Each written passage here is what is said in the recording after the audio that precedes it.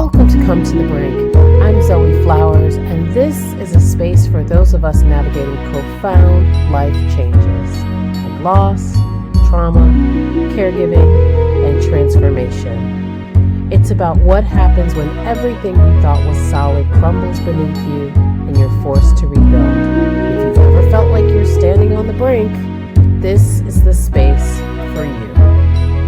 Welcome. Cisgendered woman, same gender loving, 48 years old, born and raised in the Christian diaspora. And when I mean born and raised, literally, like my mother was pregnant singing in the choir with me.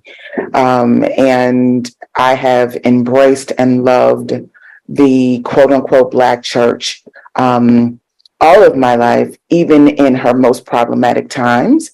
My ministry resume has included anywhere from, leadership in the junior choir, church secretary of Sunday school, all the way to getting ordained as a deacon in 2011. And then wanting to return to gain additional opportunities and legal opportunities. So I went through the Universal Church to become a licensed minister.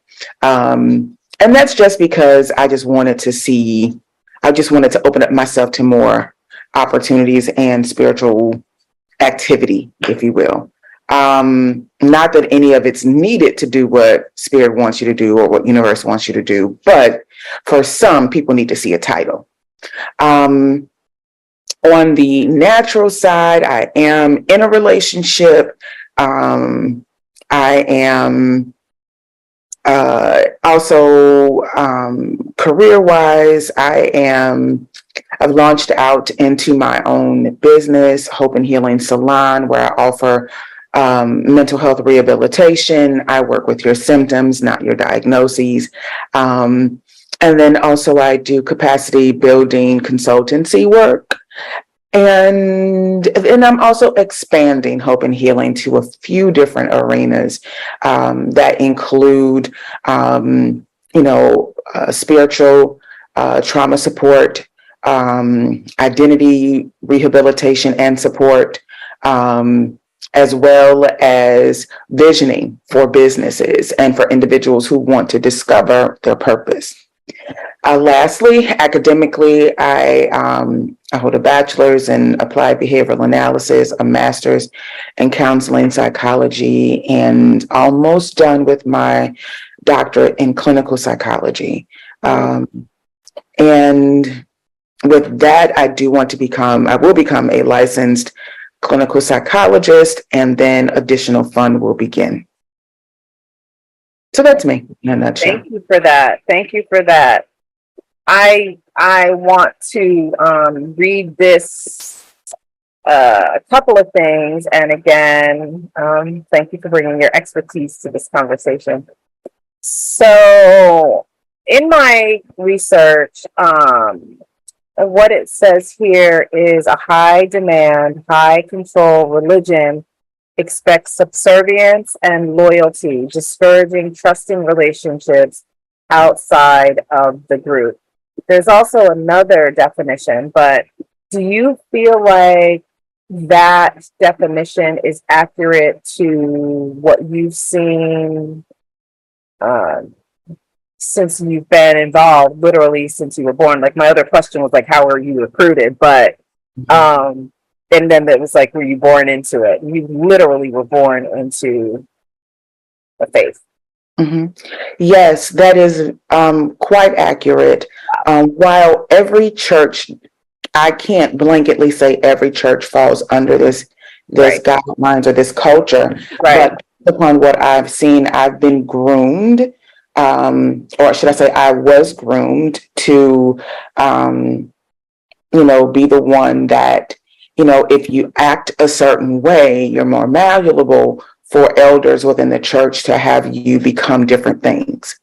And so because my parents did not play And I learned at a young age that if I don't embarrass them, that I can pretty much get the world. Got it. Say less. And that includes imagery, you know. So, you know, because my elder sisters had their own times of doing things, it's like, can you just not mess up like your sisters did? And so I get that. I get that. And so when it came to me, it was, you know, because my parents invested in my education, I was well spoken, I was, you know, pretty much charmed and things of that nature, so that, you know, they needed me to do, I guess, any public speaking, anything within the church that went outside of what someone my age typically would do. It afforded me opportunities and, you know, to do different things in church. And then from there, you know, this is a cultural thing that's a part of being in the Black church, the cotillion.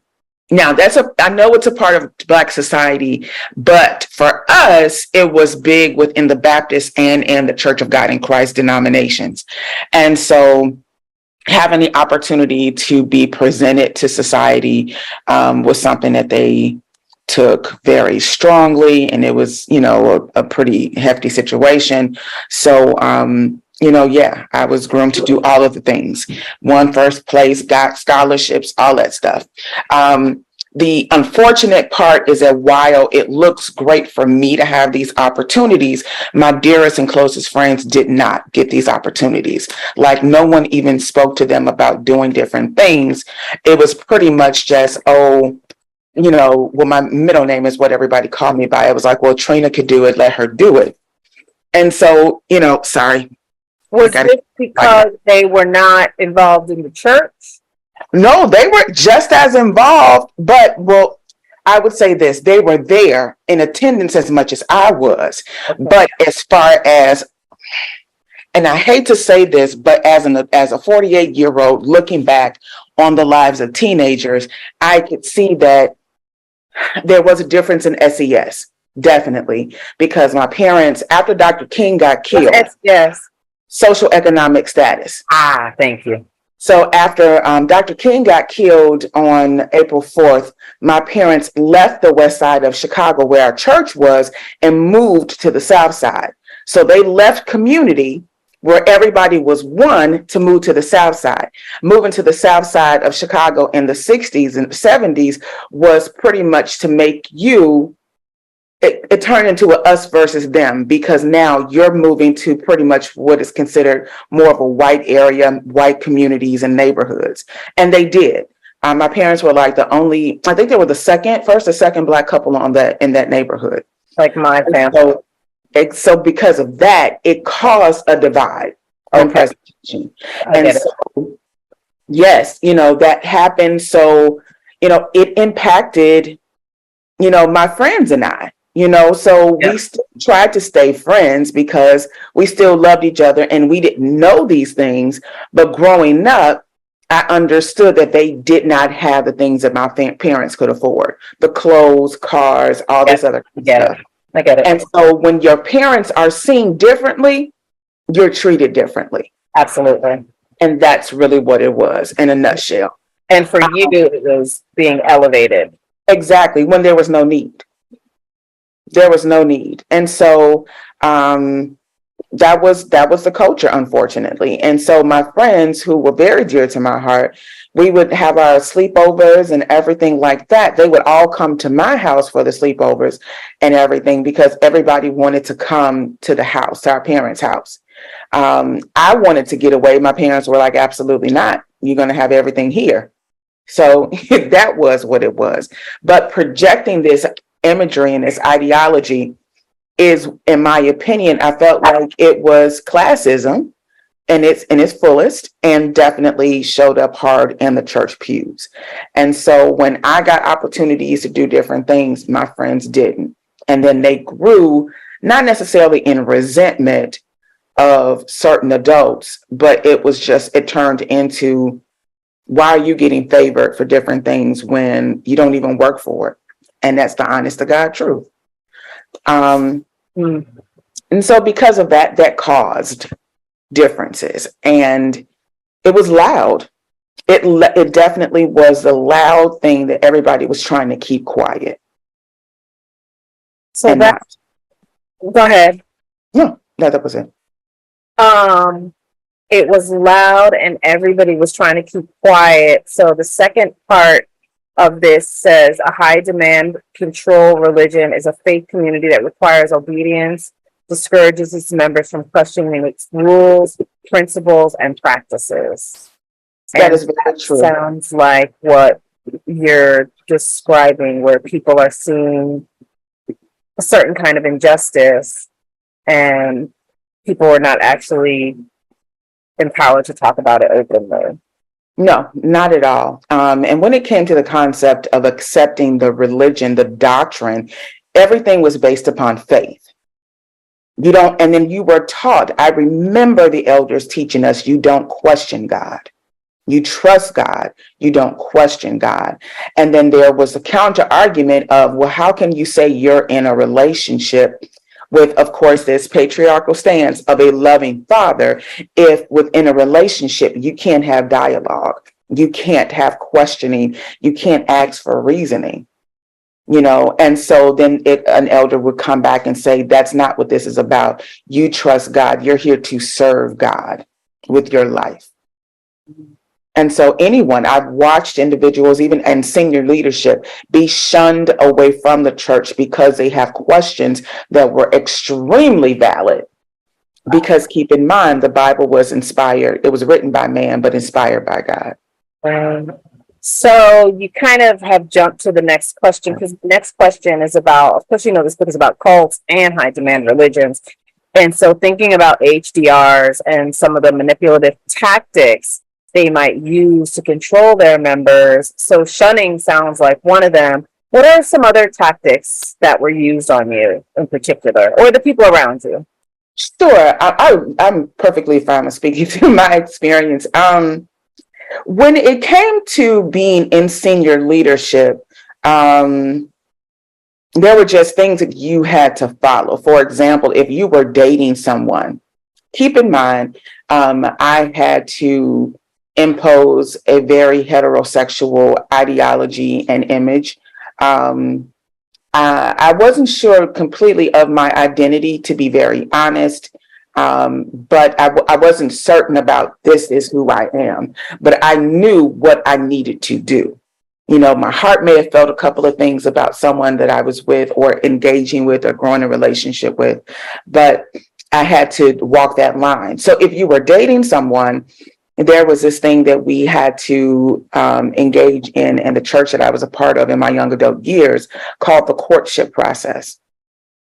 So if you're dating someone and they act like they like you, then you have to bring them to church. People have to see what that person looks like. They have to meet your pastor. They have to then have meetings, either after church on Sundays or after Wednesday night Bible study, where it's like, the pastor has to speak to the person, make sure that they are about who they are. And then the courtship process goes all the way from getting to know them hanging out with you, with your quote unquote church family, going into a time of betrothal, which was equivalent to Mary and Joseph, where you're officially going together with the intent for marriage. At this point, both of you all will bring your credit reports to the pastor.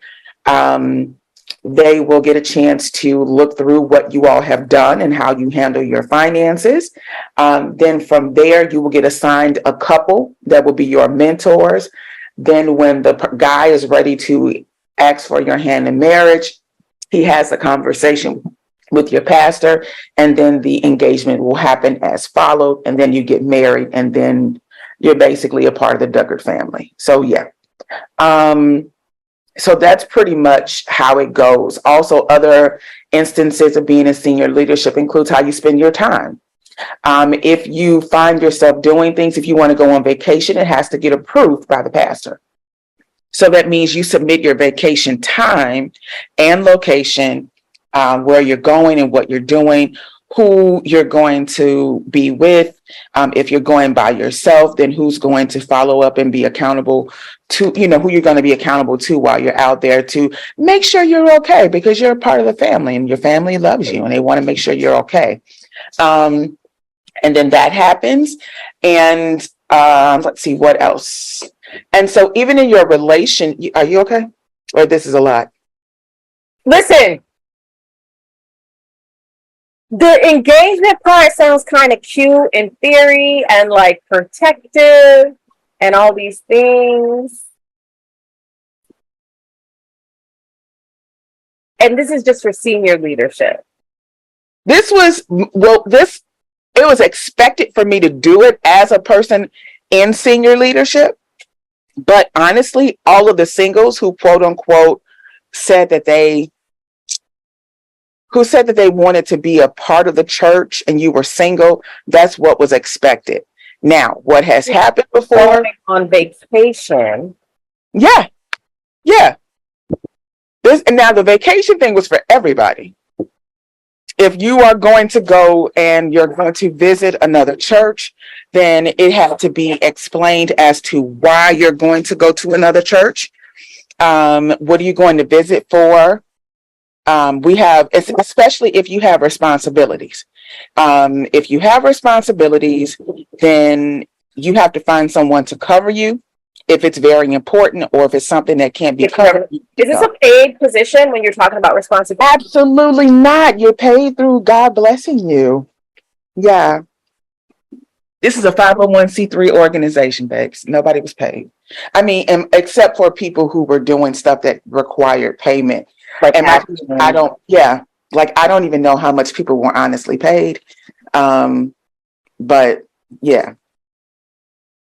I paid with my life. I paid with my spare time. I paid with my youth. I paid with my body being tired. I paid with my emotions, having to deal with narcissistic situations and being gaslit on a lot of occasions. I paid. I definitely paid, but I gained a lot of wisdom. That's all I can say. Yeah.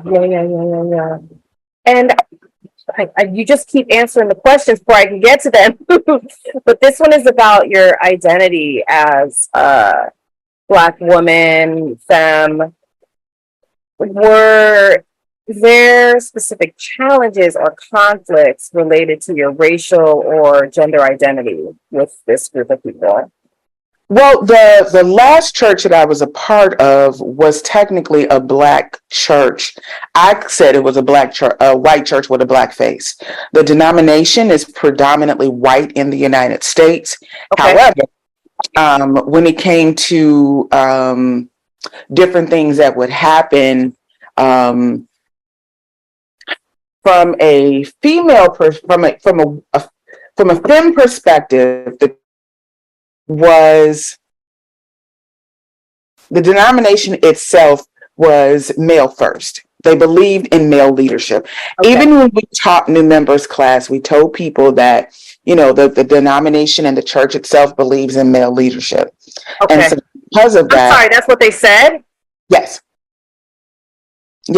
Now, and that's wild because in a church where the women are doing all the work, right? That's what it is. But say, for instance, if a woman is a pastor, right? She can be that pastor, but she still has to be an account to the nearest male pastor. Like they still cover her.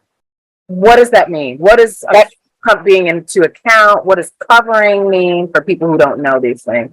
Sure. Covering basically would mean that if there is a situation and they need to gain wisdom.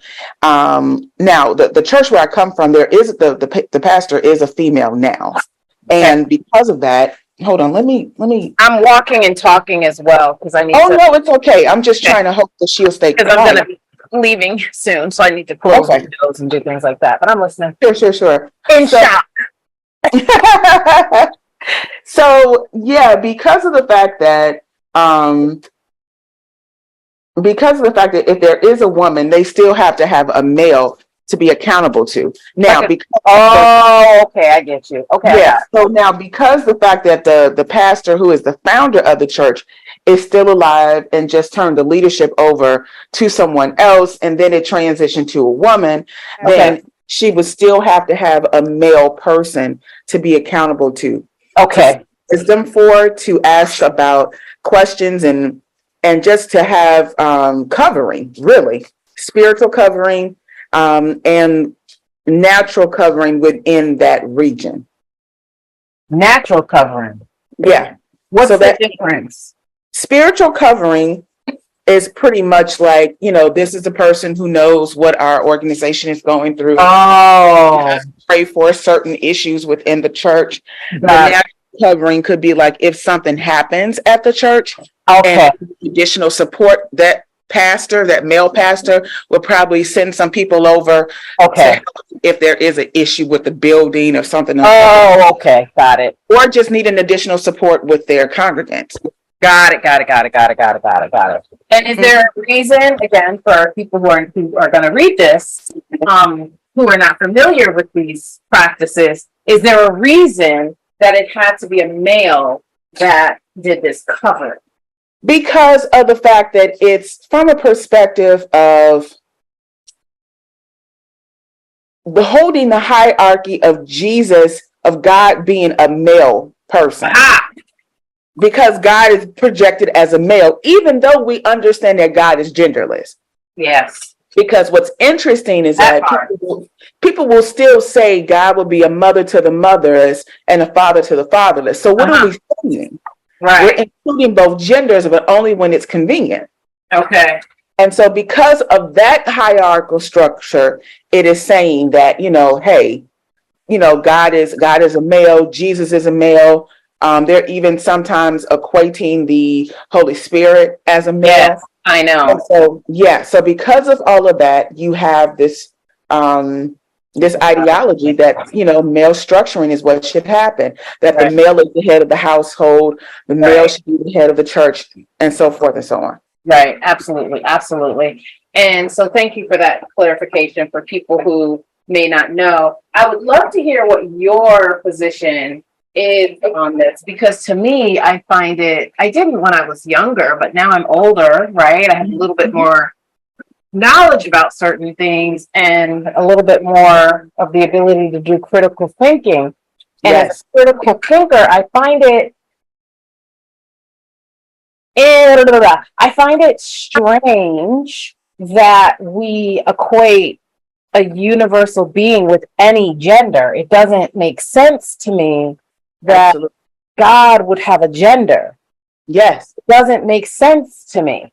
Yes. What's you're saying? Yes. What's your position? So, because of the fact that I grew up with a father who was very emotionally intelligent, spiritually intelligent, it worked out for me to buy the need why there was the reason why there was male leadership. My dad was phenomenal, but he was also he was a girl dad. He had all girls, so he was very much for women doing what they wanted, us being empowered to do what we want to do. At least that's what I got.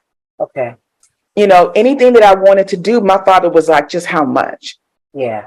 Now my sisters weren't as adventurous or risky as I was, but I'm pretty sure he was the same dad growing up with them as he was with me.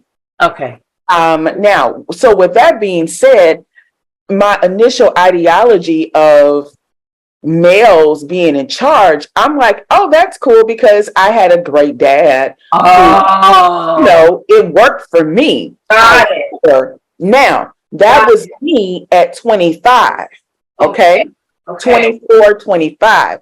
Now, me here at this big age, I'm like, that was just my daddy. I have sat up and I've watched, the one church that I was a part of growing up as a child, where women weren't allowed to walk in the pulpit. Women weren't allowed to preach. It was not, they just couldn't do it because of their gender. And they said that God said, no, that's not what they could do. So then you look up and not only is that the case, but the men they come from an era of it's not necessary to get a degree in seminary because God called me and that's all that matters.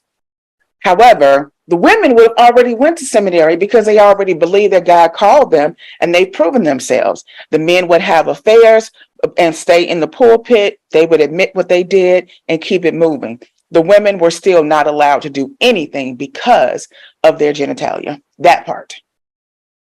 That's it. That's how it was. So it's dangerous because now we have to bring critical thinking into the group chat. We have to say, this is what's happening. And because of what I know and what I understand, there's no way that I could submit to this. There's no way that I could be a part of this longer. And it's not logical, right? And also on a biological aspect. So we are taught that men's brains develop slower. Girls typically walk first. We talk first. Their brains aren't fully developed until they're 25 or so. Exactly. How, if biologically their brains develop slower than ours, how are they supposed to lead? It doesn't make sense. It doesn't. It's not logical. No, it's not logical. And there are instances where men will acknowledge that, or you look up and you'll have this happen, what I saw with my own eyes, where you'll have a woman who's a leader within the ministry, and all she's doing is allowing the men to sit and basically, like, she'll nurse them into being something. Yikes. She'll nurse them. And it's like all out. Yeah, it was what it was. And people will say, oh my God, you're just doing the Lord's work. Not necessarily, sis. Not necessarily. And so it was doing the Lord's work by nursing these men. Yeah. To become something. Yeah.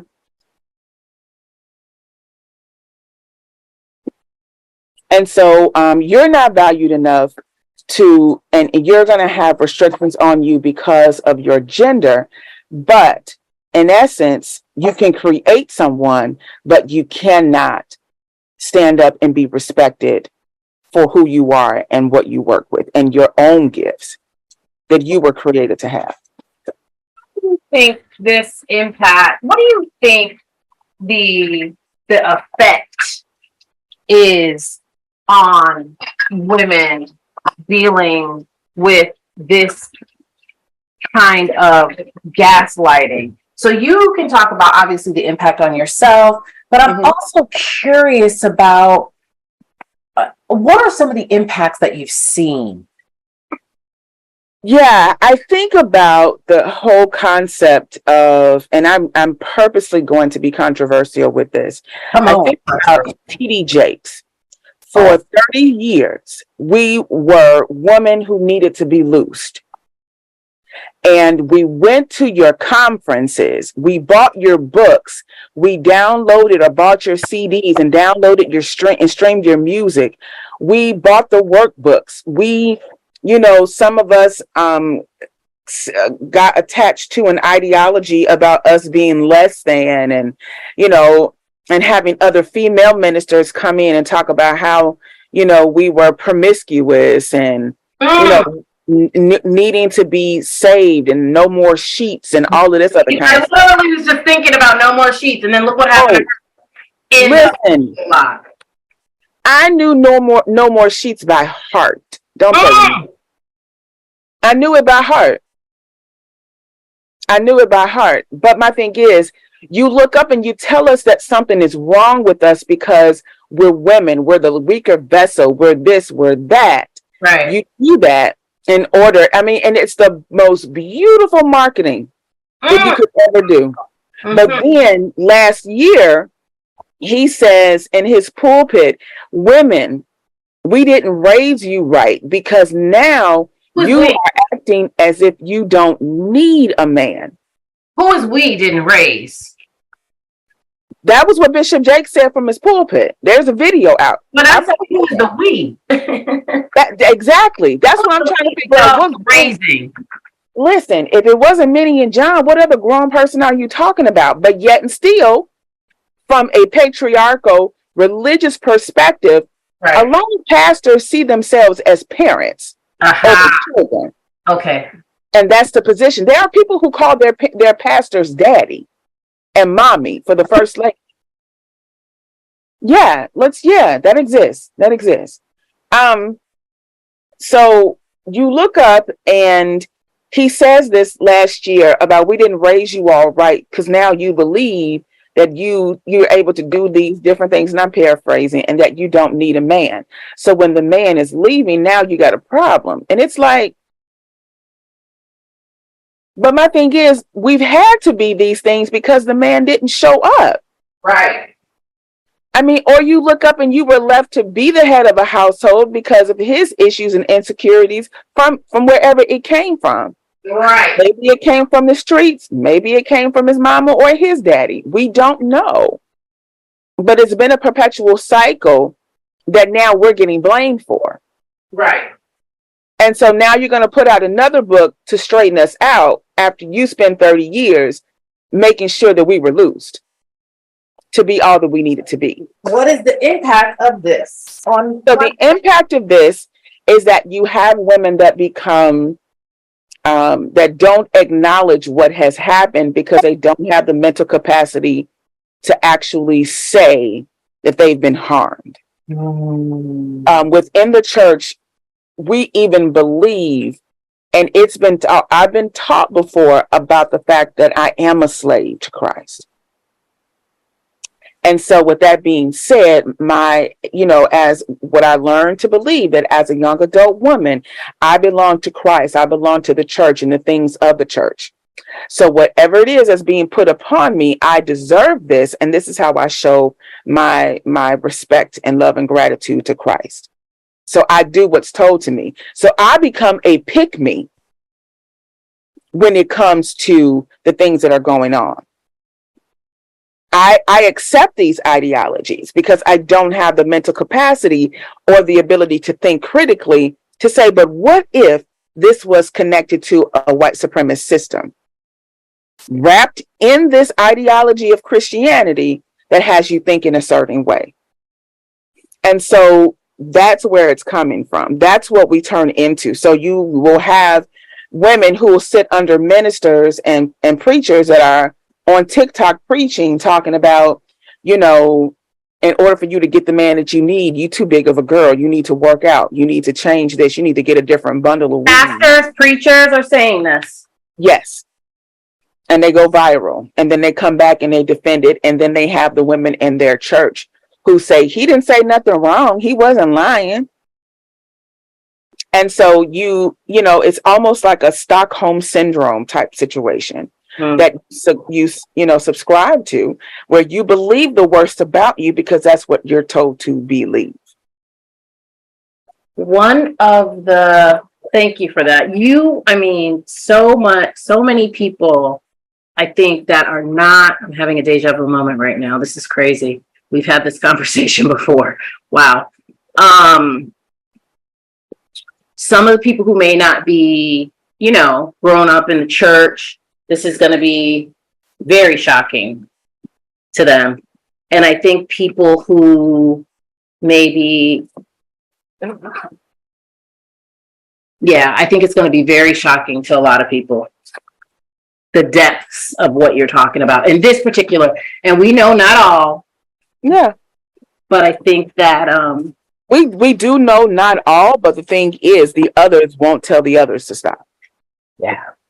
That's the problem. So someone can say not all police, but no one will tell the others, hey, you're making it look bad. You're basically invalidating us. And that's the issue. Yeah, this is a lot. So in it, the specifics, like I knew broad strokes, but the specifics of how it goes down is shocking. Mm-hmm. One of the things that I found interesting, which is one of the many reasons why I wanted to talk with you, is in delving into this project, I've been able to see very much more clearly the impact of these religions and domestic violence. My first book, I talked about the impact of religion and how it influences violence against women. But now I'm looking at the tactics, and seeing the similarity between abusive partners and high demand religions. I'd love to hear what you have to say about that, sort of the control and just the similarities. Mm-hmm. Depending on the structure by which you're coming from, like what your church structure and culture looks like. You could have a pastor who is very hyper masculine and believes in the promotion of their men, to be the head of the household, to be the protector and all those great things, be the responsible one, the worker and things like that. However, there are times when things will happen, and depending on how that pastor structures or teaches the men about how to be and deal with their own demons, could determine what happens. Like I can say one pastor that I was under that, they didn't play when it came to the intimate partner violence. Okay.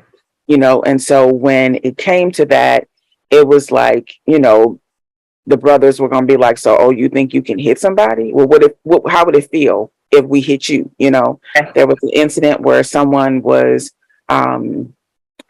just a congregant who was not having a good moment with their children's father, and it was happening in the parking lot. I saw it. I immediately went to the pastor about what was going on because it turned into a car chase.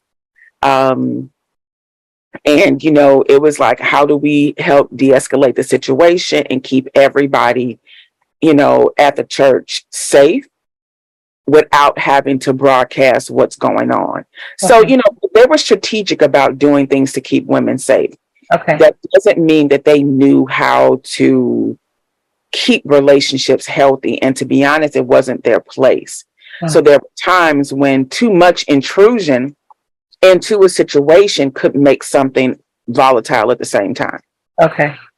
And if a man does not know how to handle their emotions and things like that, depending on what the circumstance is, the leader may not have known how to be objective and just be neutral when it comes to wanting peace and restoration and reconciliation. Versus jumping on what the man is saying, because that's not your job to stand behind him just because he said he's hurt. Oh, I see. So and I have to be careful with this, because if it goes into a book, people read it. I don't want nobody in my throat. But yeah, no, exactly. I get it. Off record, I can give you some things, but this is on record. Yeah. But it's a matter of what he's dealing with, and where he is determine what could happen and his relationship. Because again, if you present yourself as a pastor, and you bring the men in like they're your sons, you're pulling in men who, even if they got fathers, they're going to want to still pull from you because you're giving them love and attention and time. You would get together with the men at 10 o'clock at night on a Monday and play basketball all night. And they're loving that because that's their attention. It's feeding their masculinity, and they're getting a chance to get some wisdom. But when it came to the intimate partner part, what I saw more instances of men being redirected on how to deal with his issues. But it could have definitely been done in a better way. Okay. So, yeah. Okay. Thank you for that. So when you decided to leave, did you have any problems seeking support or understanding from outside resources or outside sources? Or did you find it relatively easy? Seeking support outside the church to leave? Yeah, when you decided to leave. Now, so are we saying leaving the church holistically, like disconnecting from the church? Yeah, when you decided to disconnect from the church. Oh, so yeah, when I felt that it was time to go, at that point, I had started investing in this spiritual center that was not a religion, if you will, but it kind of was. The Centers for Spiritual Living, in my opinion, are not like your traditional Black cultured church. Okay. However, it has its own feel for its own church as well. Yeah. But then when I noticed and start seeing things within that realm, I knew I needed to get a clean break. At that point, Okay. I left Chicago, moved to California, and I just wanted to be a part of something or just to see something or learn and have tenets in my life where I could just be a kind person. So coming in contact with a young lady at the school where I worked, who was just genuinely nice. And I asked her about why is she so kind? And I was waiting for her to be like, well, my bishop says, or my pastor teaches us, but she wasn't. She was like, we need to be kind to each other. And I was like, yeah, so what's your catch? What's your story? And she was like, well, I mean, I just want to be kind, but oh yeah, I do follow Buddhist teachings. And so that separation of understanding more and wanting to just be able to make a difference in my community without having to follow rules that tell me I'm a wretch undone. I'm wrapped in sin and shaped in iniquity. My flesh will never give me any good. I'm evil first before I'm anything. So I have to continue to beat my flesh every day. I don't want to hear that. And there was a minister that I follow and online, and he said at a conference for preachers, and you can edit this however you want, and I can give you his detailed information. He said, you do know that we spend every Sunday teaching the doctrine and telling people that they ain't shit. He said, how do you tell someone they're made in the image of God and then in the next breath preach to them how much they ain't shit? And I got tired of that. I don't want to wake up and tell a God good morning that I love, I'm told loves me, but then I'm also the worst thing in the world. Right. I need to be equal with my life. Yeah. So with that being said, I started learning more about Nichiren Buddhism and how I can make a difference in my world and in lives of people that I touch. And that's it. And that's myself. I love that. I love that. And if you could share one piece of advice as we start to come to a close, I have 2 more questions. What would you tell Black women or femmes or non-binary individuals who may be facing recruitment or they are recovering from these experiences?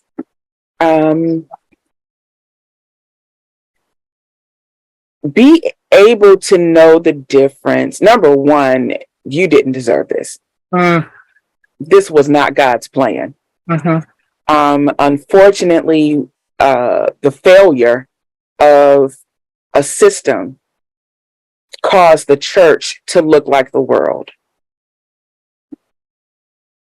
This was not God's plan, despite what you see, because we see God translated into a Bible, but you also have to understand that these people really know God. You have the ability to know God and then also understand how people who claim to be her children can work. And so, go ahead. Yeah. And so knowing this difference will help you understand who God is if you so choose to follow God. If you need a different name, source, universe, because I understand things may have been done to you in God's name and it could be triggering to you. This could bring about trauma. I totally understand, but there is someone, this God entity is different than what they've been perceived to be. That's what I've learned. And so because of that, seek to be healthy for yourself and know God separate from all of those other things. Take a break, disconnect, divest. But I get how the culture will bring you back because you have people to look at. You'll have people to talk to. But trust and believe that if you want something good, you want something healthy, you want something that is connecting you to a God that loves you, it will come. Thank you for that. And what are some of the things that make Black women, femmes, susceptible, in your opinion, to recruitment? I was told by someone in senior leadership, they're pastoring now, that ain't nobody gonna love you like we do. That's the same thing batterers say. Ain't nobody gonna love you like we do. Who's gonna get up and come see about you in the midnight hour? Who's gonna love you? Who's gonna pray for you? Who's gonna be concerned about your spiritual growth? All of these tactics of abuse and manipulation is unfortunate, and you can still have loving, caring relationships. I've been cared for more outside of being a part of the Black church and the churches that I was a part of than I was before. I spent more time giving. Therefore, it's odd for me now to be on the receiving end. Sometimes it feels odd, but then I have to understand that I too deserve to be cared for and loved.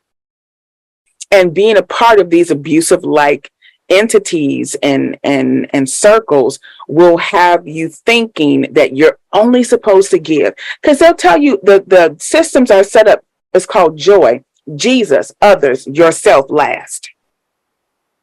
And that's how you serve God. Baby, that's not biblical. That's not. And so if you look up, and scripture talks about how God wants you to do, Jesus literally before he left the earth wanted you to do greater exploits and do greater things than he did, that invalidates someone telling you that your gender gets in the way. Don't believe that. That because of who you love gets in the way. Don't believe that. Because of how much money you have and what you think you're able to do and your academic status and all these other kind of things. Don't believe that. So that's why it's so important to disconnect from the structure, disconnect from the culture, and actually, if you want to accept this, know that there is a God that cares for you. And that they poured into Buddhism, they poured into Hinduism. All these other things could be a way for you. The teachings could be a way for you to live the life you want to live. Thank you, Jondelyn Armstrong. Thank you, Zoe, for this opportunity. You're going to help so many people. I mean, you already are. And yeah, thank you for this beautiful conversation and this beautiful, all the knowledge that you dropped. And is there anything else that you've already said so much. Is there anything else you feel like maybe I should have asked that you wanted to say? Just want to make sure that you said everything that you feel like you have to say. When it comes to our healing, no one gives you permission to do that. That's one thing I want to say. Within church structures, a lot of them don't believe in the pursuit of mental health. They will put you in front of someone that they believe just because they're older or they've been through things, they can tell you stuff. Now, we can learn from everybody, but never put anyone in charge of your own healing. So that part, that's all. Thank you so much. Amazing. Thank you for listening to this special episode of Come to the Brink with Zoe Flowers. I'm honored to revisit this conversation and reflect on the ways grief, healing, and identity shape our journeys, especially for Black women navigating high-demand religions and/or spiritual control. But there's more to uncover, so be sure to tune in for future episodes as we continue exploring what it means to live, heal, and rise through grief, truth, and transformation. Because no one should be on the brink alone. I'm Zoe Flowers, and I'll see you next time. Bye.